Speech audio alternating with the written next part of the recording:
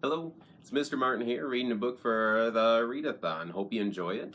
It's called Ballyhoo Bay by Judy Sierra and illustrated by Derek Anderson. It was one of Corbin and Morgan's favorites when they were little. Every Saturday morning on Ballyhoo Beach, Mirabella, the artist, had classes to teach.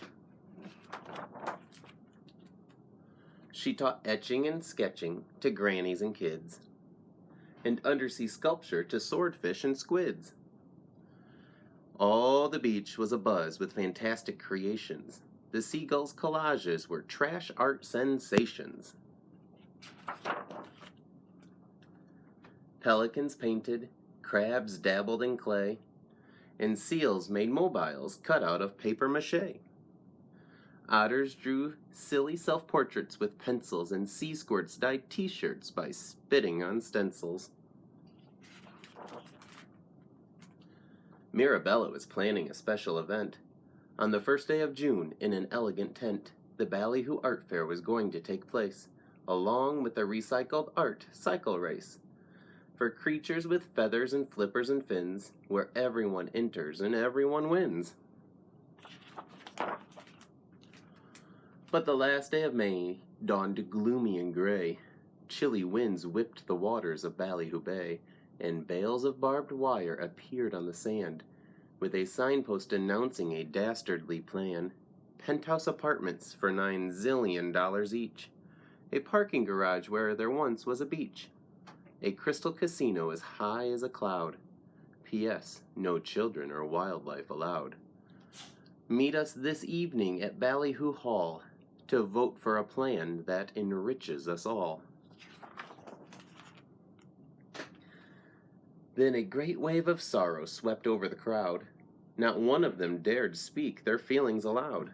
Clams shut their shells, seagulls folded their wings, and they all headed homeward to pack up their things. Mirabella cried, "Nonsense! We won't move away. This ridiculous notion is only Plan A. Let's create a Plan B and save Ballyhoo Bay." They rolled out the elegant tent and unzipped it. Mirabella drew lines, and the hermit crabs snipped it. And everyone painted the places they loved. The sea, and the sand, and the sky up above.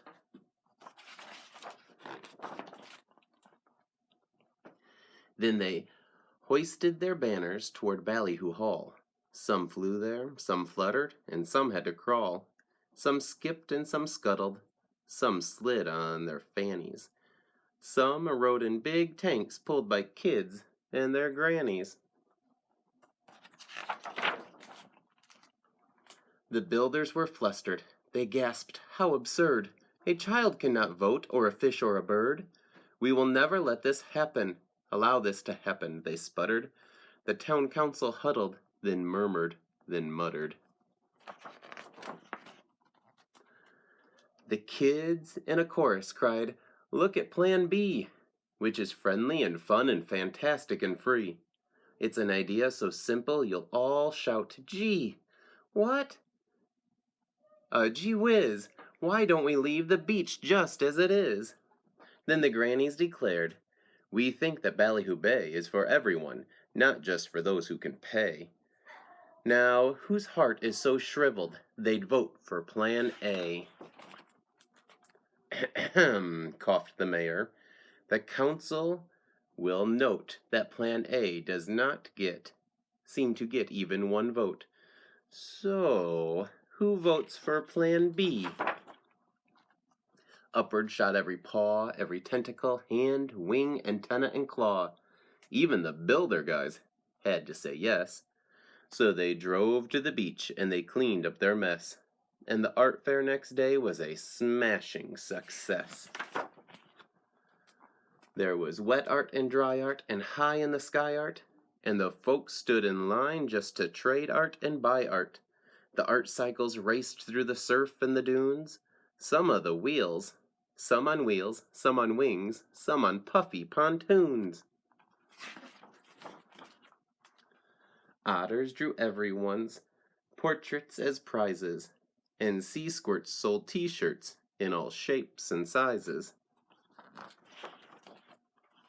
Mirabella gazed out through the surf and the spray as the sun set resplendent on Ballyhoo Bay. Truth is beauty, she said, and they both saved the day. I hope you enjoyed Ballyhoo Bay. Have fun.